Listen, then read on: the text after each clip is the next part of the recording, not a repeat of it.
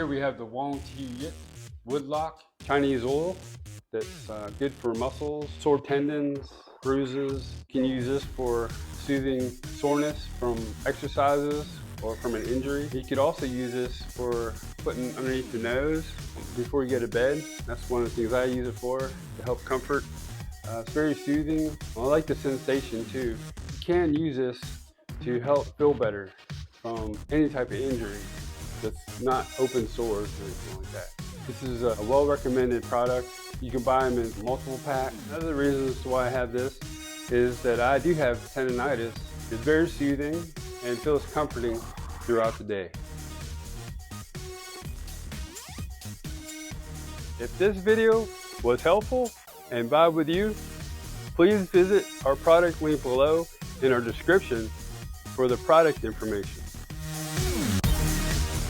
Also, comment, like, follow, and subscribe for more product videos that we'll be sharing.